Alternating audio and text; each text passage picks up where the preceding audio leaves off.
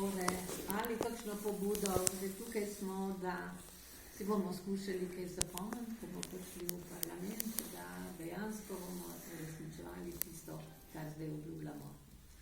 Pa ne bojte se, ni neumnih vprašanj, so samo neumni odgovori. Če lahko samo jaz še malo spodbudim, ne? Jaz sem naše občinske uslužbenke in uslužbence pelal v občina na bloke, gospodu Dolesu, ker se mi zdi, da je to primer lepo urejene in skrbne občine, ki skrbi za svoje občane. Vemo, da so ukinili pošto, želeli so jim vzeti banko, so zaprli, bankomat zdaj imajo. Skratka, tiste stvari, ki jih ljudje potrebujejo vsak dan. Pošto, banko, bankomat, imajo zdravstveno ambulanto, imajo lekarno. Skratka, za 1800 ali okrog 2000 šteje ta občina, je lahko primer, kako se da organizirati.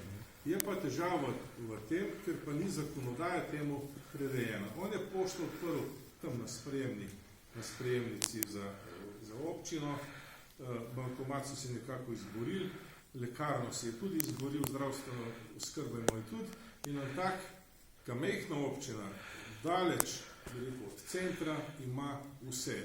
Je pa problem v tem, ko pa zakonodaja ne podpira te pošte tam, vemo, da smo jih zaprli. In mnogo takih stvari, ki jih pa vi, ki ste bolj na podeželju, občutite, je prav, da to sprošte, da zapišete, da se te stvari prenese v parlament in da se te stvari rešujejo.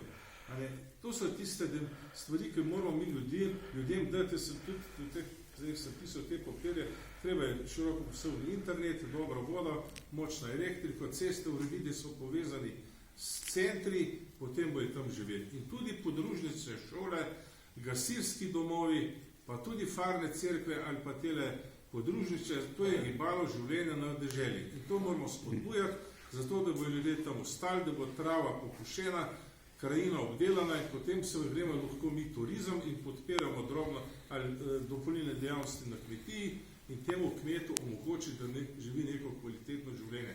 Danes je vse ekonomija. Ne bo delal, pa od tega nič imel. To moramo razumeti in tisti, ki potrebujemo hrano, moramo za to nekaj več dati. Jaz vedno pravim, ko kupujem, se moram postaviti vloga tudi tistega, ki mi prodaja in če jaz hočem imeti dobro grobo, moram tudi dobro plačati. Če hočem poceni dobiti, potem mora trgovec oškrtniti pri svojem delavcu, ta delavec bo dobil manjšo plačo in nismo dosegli tistega, kar v knjigah dr. Andreja Gosarja, ki je pisal, ali pa Janeza Evangelista Kreka, da je treba ljudi toliko plačati, da pride čez celo mesto, čez cel mesec, da lahko šola otroke, da je oblečen, da je pod streho in da mu še kaj ostane. Od leta 1918 do leta 1940 je bilo samo eno leto tako, da je to bilo. Da je bilo delavec toliko zaslužil, da je lahko preživel. To je bilo 39. leta, ko so začeli graditi ceste, bunkerje, no potem je bilo povojno. Vmes ni bilo nikoli toliko dohodka, da bi se ta plača pokrivala. In kadar je ta razkorak prevelik, ker so prevelike razlike med najmanjšimi pa največjimi, takrat pride potem do vojne. Zato je bila prva svetovna in tudi druga. In to moramo mi poudarjati, da je treba delavca prav plačati, pošteno plačati. Pošteno ne pomeni to, če ima 1 10, pa 12, da je ta bolj pošteno plačan, ki je dobil 12. To pomeni, ko sta zaslužila pri nekem delu, ko se zasluži pri nekem delu, ki je dodana vrednost, da se to pravično razdeli. Lahko je pravično tudi samo 8, ker nismo več dosegli na trgu. To so tiste smeri in smernice, ki sem jih iz knjige za nov družbeni red, ki jih je Gosar napisal v sredini 30 let prejšnjega stoletja, kako to našo družbo spremlja, kako zagovarja dobrega gospodarja, tisti gospodar, ki ne mora samo obdelati vseh njiv, jih ne nekomu dava najem in od tega tudi nekaj dobi. To so tiste, bi rekel, stvari, ki jih bomo morali mi v življenje dati, ker samo to, da bo država dala pa da v nevladniki protestirajo potem, ko mu je premalo, to ni. Mi moramo živeti od svojega znanja in svojega dela. To bo tista sprega, ki bo vlekla naprej ta naš voz, ki je še kar v oblatu, čeprav zelo kvalitetno živimo. In še enkrat to poudarjam, mi moramo skrbeti, da ne bo ekonom lonca razneslo. Mi se moramo pogovarjati, poslušati in biti drugem strpni.